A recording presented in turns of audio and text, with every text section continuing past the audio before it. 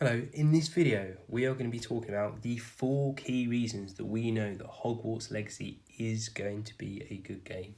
Welcome to the gaming channel, gameplay for all seasons. If you are somewhat looking forward to Hogwarts Legacy and you want to keep up with all the latest news, discussion, speculation, etc., then you might want to hit that subscribe button as we cover all that stuff here on this channel.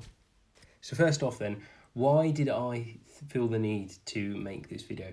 Well, the reason I wanted to make this video is there are some very, very good reasons why I am almost 100% sure this is going to be a good game. And the reason I wanted to make the video is in various past videos I've made, the comments at the bottom, some people a bit wary that this game is actually going to be good and they could mess it up. And like I say, there are 4 very good reasons we shouldn't. So let's get straight into those. So the first reason then that I believe this really should be a good game is the fact, if you think about what Hogwarts Legacy is, it's part of the Wisdom world. There is a phenomenally large fan base to that. So that creates a few things. The first reason it gives is actually the developers and people behind the game are fans themselves. And you can really tell they are. I mean, if you go through different things that people like the head of the story and various other people engaged in the game, they really are fans. So it's not just, it's almost, this is a fan project. It just happens to be on a AAA scale gaming studio. So it is unusual from that perspective. And what it does as well, it means that, they're not just making it because they're financially trying to make a good game or they're trying to hit deadlines because their boss has told them. They really want to see things that they've wanted to see for many years since they first read the books or first watched films or however they got into series. You only have to read through some of the interviews that some of the employees have given and the questions that they're getting asked or they're asking themselves. Things such as how long do house elves live? Are Graphons omnivores? Etc. etc. They're really sort of in-depth questions. Another one was, how does your voice change if you had polyjuice potion? So questions like that shows that they're really trying to think about things properly and in a very in-depth way. But it also shows that they care, which is obviously a reason that the game should be good because they're people who care about what they're doing. And actually, the fact that this is a global fan base leads into the second reason this should be a good game, which is the fact that you already have a ready, set audience for this game. And what does that mean? Well, that means that you're going to sell a lot of this game, even if it's not the best game in the world. But if you do make it a really, really good game, it's going to do well because people start hearing it's good, then they're going to buy as well. It's not the case that you can make a really, really good game here and it just won't get the traction. People won't be that interested.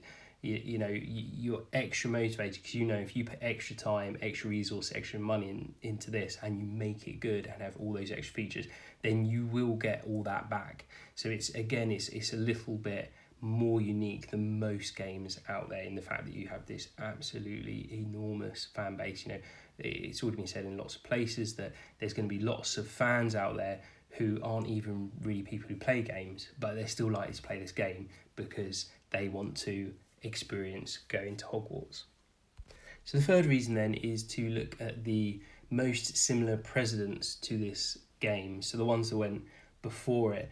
So I would point firstly to the game Bully or Canis Canem Edit. That was an extremely popular game. People still clamour over themselves to hope that we can get a sequel from Rockstar. Right now it doesn't overly look like that's going to happen anytime soon, but we can still hope. Now, if you don't know the game, or even if you do, it's a school game. You have classes, etc., etc. It was massively popular. People enjoyed that. And as I say, this, there's really been nothing overly like that until this game, and we know it's a scenario that people like. Now, obviously, that's not a magical game, but then if we look at Magic Awakened, which obviously is a mobile game, but if you think about the story, I think people are, which is the other President game that I wanted to talk about, that has quite a good story that actually people are quite invested in. So I think that goes to show that you can, outside of the film or outside of books, you can make a very popular wizarding related game that is new intellectual property. So that's the third reason it should be a good game, because like I say, we know that setup is things that people enjoy and it can be done well, and they have games to look at to see how they were good to make sure they incorporate that into this as well. So the final reason then, and this is as important as any others, potentially even more so, is the fact of the time period that they have picked to make this game in. Now, obviously, we had Harry Potter that was in the 1990s. We then had Newt Scamander, which was in the early 20th century. Now, in this game, as we all know, is going to be set in the late 1800s.